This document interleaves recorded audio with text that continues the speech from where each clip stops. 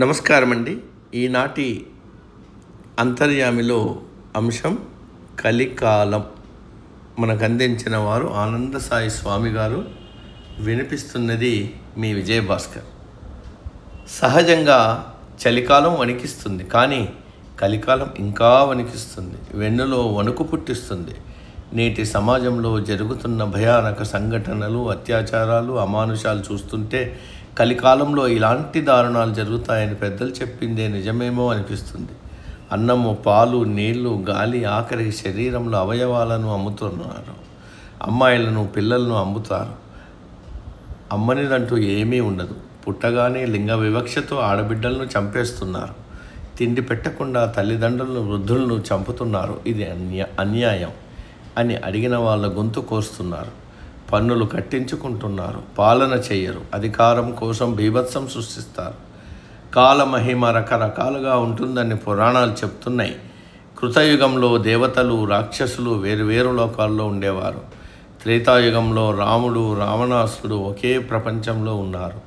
ద్వాపరయుగంలో మంచివాళ్ళు, చెడ్డవాళ్ళు, కౌరవ పాండవులుగా ఒకే కుటుంబంలో ఉన్నారు. కలియుగంలో మంచి, చెడు ఒకే శరీరంలో ఉంటున్నాయి. దానితో ప్రతి వ్యక్తిలోనూ ప్రతిరోజు అంతర్యుద్ధమే. ఎవరికి వారు తమలో ఉన్న చెడ్డవాన్ని గుర్తించి బయటికి తరమాలి. మంచివాడితో సహవాసం చేయాలి. సత్సాంగత్యం జీవనముక్తికి దారి తీస్తుందని ఆదిశంకరులు చెప్పారు. మన లోపల ఉన్న సత్యంతో మనం సాంగత్యం చెయ్యాలి. సత్యాన్ని అంటిపెట్టుకుని ఉండాలి. అసత్యాలను పెంచి పోషించకూడదు. కలికాలంలో బతుకుతున్నాం కాబట్టి అందరూ అప్రమత్తంగా ఉండాలి. కలి ప్రభావం అందరి మీద ఉంటుంది. కాలం మారుతుంటే మనిషి ఆలోచనల్లో మార్పులు వస్తాయన్నమాట. మంచి కన్నా చెడు ఎక్కువగా జరిగే అవకాశం ఉంది.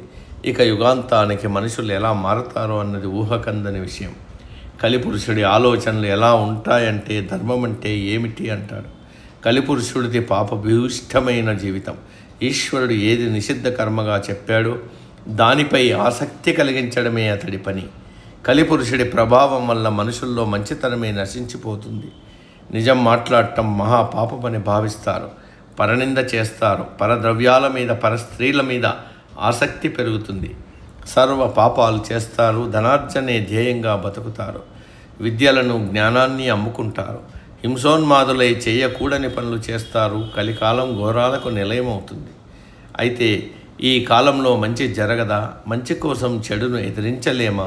ఏ కాలంలోనైనా భగవంతుడు ధర్మం రూపంలో ఉంటాడు. కలి ప్రభావం తెలుసుకుని సత్యాన్ని అంటిపెట్టుకుని ఉండే వాళ్లకు, ధర్మబద్ధంగా జీవించే వాళ్లకు దైవం తప్పక సహాయం చేస్తాడు.